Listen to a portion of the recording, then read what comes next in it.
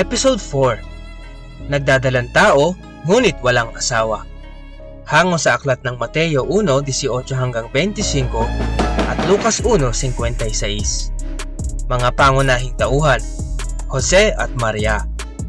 Panahon, ika-3 taon BCE o halos mahigit 2,020 taon na ang nakalilipas mula sa ating kasalukuyang panahon.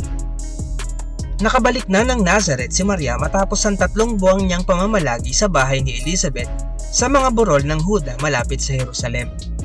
Matatanda ang pumunta siya sa bahay ni Elizabeth nang ibalita ni Gabriel na nagdadalang tao ito sa makahimalang paraan. At syempre, siya rin mismo ay kasalukuyang nakararanas nito. Nasa ika-4 na buwan na niyang ipinagbubuntis ang isang sanggol, gayong wala naman siyang asawa at lalo namang hindi siya sumiping sa isang lalaki.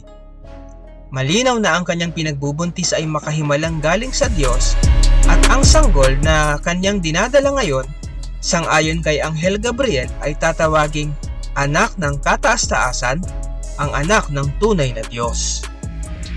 Malapit nang mahalata ng mga tao na nagdadalang tao si Maria, kaya tiyak na balisang-balisa siya. Mas malala pa rito, malapit na siyang ikasal sa isang karpinterong nagngangalang Jose. Papaano ipaliliwanag ni Maria sa mga tao at lalong-lalo na sa kanyang nobyong si Jose ang kanyang pagbubuntis? Na nawala lang siya ng 3 buwan at buntis na nang siya'y bumalik?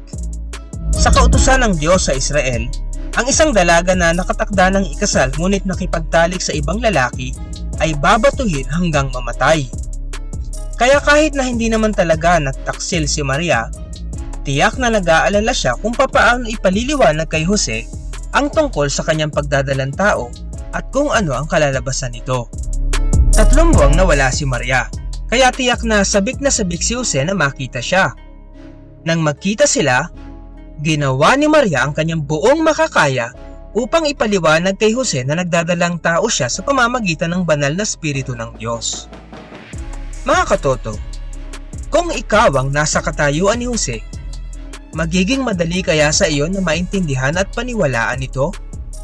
Alam ni Jose na si Maria ay mabuting babae at may magandang reputasyon. Isa pa, mahal na mahal niya si Maria. Pero sa kabila ng paniwanag ni Maria, hindi maiaalis kay Jose na isiping nakipagtalik ito sa ibang lalaki. Ayaw ni Jose na si Maria ay malagay sa kahihiyan o batuhin hanggang mamatay, ngunit bilang isang matuwid na lalaki, hindi rin niya kayang makisama kung totoo ngang nasipingan ng iba si Maria at hindi niya nais konsintihin ang kamalian. Kaya pinasya niyang palihim na diborsyohin si Maria. Noon, ang mga nakatakda ng ikasal ay tinuturing ng mag-asawa, kaya kailangan ng formal na diborsyo upang putulin ang pakikipagtipan. At habang pinag-iisipan ng mga bagay-bagay, nakatulog si Jose.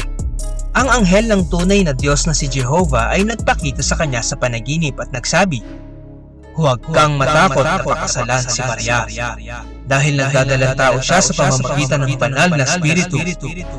Siya ay magsisilang ng isang anak na lalaki at Jesus ang ipapangalan mo sa kanya, dahil ililigtas niya ang kanyang bayan mula sa kanilang mga kasalanan." Noon, ginagamit ng Diyos ang iba't ibang mga paraan upang direktang makipag-usap sa mga tao, tulad ng mga pangitain, mga propeta. Sa kaso ni Maria at Elizabeth ay nagpakita mismo ang anghel ng Diyos, at sa pagkakataong ito, panaginip ang ginamit ng tunay na Diyos upang magbigay ng mensahe kay Jose. Noon ay mapagkakatiwalaan pang galing sa tunay na Diyos ang ganitong mga paraan ng pakipagtalastasan. Sa ngayon, hindi na natin masasabing ginagamit pa rin ito ng Diyos. Kayang-kaya rin gawin ito ng Diablo upang linlangin ang mga tao. Ngayong kumpleto na ang Biblia na salita ng Diyos, ito ang kanyang pinakamabisang paraan ng pakikipag-usap sa atin, kaya hinihikayat natin ang lahat na basahin ang Biblia. Nang magising si Jose, laking pasasalamat niya at naging malinaw sa kanya ang lahat. Agad niyang sinunod ang sinabi ng anghel. Iniuwi niya sa kanyang bahay si Maria. Ang ginawang ito ni Jose ay nagsilbing seremonya ng kasal upang ipakita sa madla na sila ni Maria ay mag-asawa na. Ilang buwan na lang at manganganak na si Maria. Kinailangang maghanda ni Jose at Maria na nooy malapit ng manganak upang maglakbay ng malayo mula sa Nazaret. Pero bakit kailangan nilang maglakbay gayong kabuuanan na ni Maria?